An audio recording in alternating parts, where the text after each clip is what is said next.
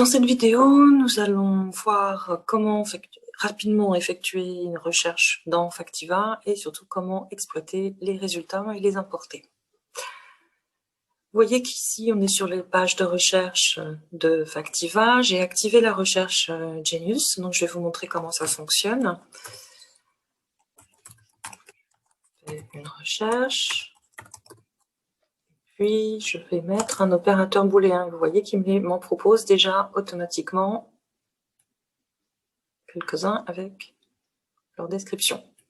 Là, je vais choisir and et puis France. Voilà. And langue. Je vais choisir anglais. Bon, je vais taper en français. Vous allez voir ce qui se passe. Voilà, il me propose, puisque là, on est dans une interface en français, donc il me propose les langues. Voilà. Comment fonctionne la recherche Genius. Et vous avez ici un écran d'aide qui vous rappelle comment l'utiliser. Donc, je vous disais pour toutes les sources, on va demander sur les dernières années, oh, allez, 6 derniers mois pour le marché automobile, je pense que c'est bon. Je suis bête, j'ai mis en français, donc je vais mettre... La langue ne correspond pas puisque je fais une recherche avec des termes français.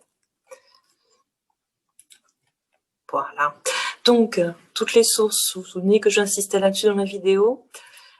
Toutes les sources, vous voyez qu'ici sont sélectionnées mes listes de sources. Ce sont des listes sélectionnées par l'administrateur de l'ESSEC avec les grands titres allemands. Donc, il faut sélectionner toutes les sources et la recherche se fera dans toutes les publications, etc. Ou alors les sources principales. Et là, vous allez pouvoir chercher, vous voyez, dans les communiqués de presse, les Newswires Dow Jones, les Newswires Reuters, mais aussi Wall Street Journal ou les principales publications générales d'affaires. Et quand ils disent principales publications, il y en a déjà beaucoup. Et là, vous voyez, elles sont divisées par grande entité géographique. Lorsque ce sera chargé, non, bon, et ben, comme ça prend un peu de temps, je vais essayer de taper, voilà, si je tape ici dans cet écran, vous voyez qu'il me propose, par exemple pour la GFI, les différentes éditions. Et je vous parlais du petit triangle, c'est pas le triangle c'est pour sélectionner la ressource dans l'écran de recherche, mais je ne veux pas le faire.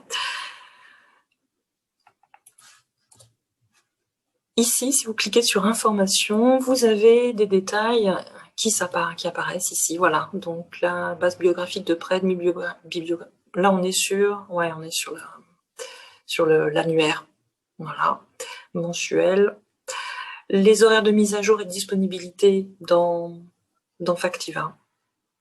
Voilà, l'URL de l'éditeur. Je vais diminuer un peu mon écran pour qu'on voit bien. Voilà.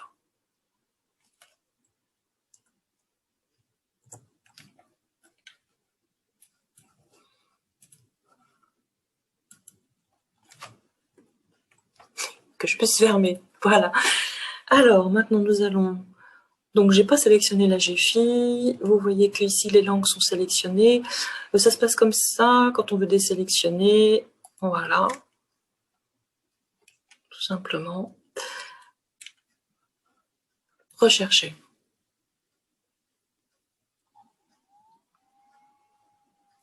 Donc, on avait vu l'écran de recherche. Vous voyez que il y a des sites web, il y a des blogs, il peut y avoir des photos du multimédia. Et j'ai 1000 résultats en tout. L'écran de recherche, cliquable, ou avec exclusion possible. Si par exemple je ne veux pas les résultats de Renault, voilà. Et puis donc les articles qui apparaissent ici. Donc là je vais vous montrer les petits trucs à savoir importants pour l'exportation des résultats. Si je sélectionne des articles, je peux donc ici les visionner ici dans un seul écran avec des options. Voilà, il peut passer en grand. Si vous voulez les envoyer par mail, je ne vous le conseille pas parce qu'en fait, donc là, vous mettez, vous n'aurez pas, vous pouvez le faire, mais vous n'aurez pas l'article intégral. Vous n'aurez que les références de l'article, et en plus, lorsque vous cliquez sur les liens dans le mail, c'est comme pour dans Europress, les liens ne fonctionneront pas, puisque nous, on a un accès université, ce que n'a pas l'adresse fournie par Factiva pour les articles. Donc, en fait, vous allez avoir, oui, le résumé, les lignes d'intro de l'article et le titre de l'article. Voilà, mais ça ne va pas vous donner beaucoup d'informations plus que ça. Si vous voulez récupérer les articles, il vaut mieux utiliser ces écrans-là. Ces deux-ci fournissent un peu les mêmes infos. Donc là, vous pouvez, si vous cliquez sur l'impression ou sur la sauvegarde, vous pouvez choisir le format titre. Donc ça veut dire que vous avez les titres avec les premières lignes de l'article ou l'article complet. Et s'ouvre un écran avec les deux articles. Donc vous avez les différents critères métadonnées, comme on appelle, pour l'article, le texte, le deuxième texte. Vous pouvez les sélectionner pour les copier dans un fichier Word, dans un fichier texte. Vous pouvez donc aussi les enregistrer ou les imprimer, ou en faire un PDF à ce moment-là.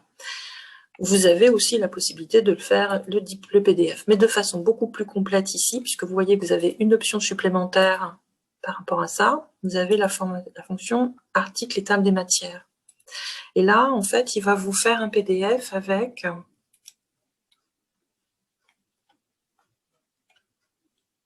une table des matières cliquable, comme une formation, comme une véritable revue de presse. Mais c'est un PDF, vous ne pouvez pas y toucher.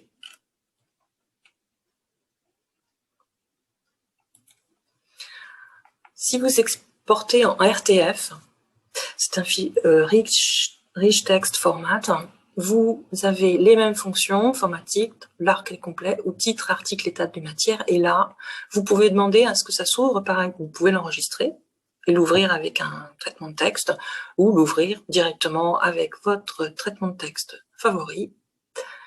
Et donc pareil, lien cliquable dans le texte, et l'article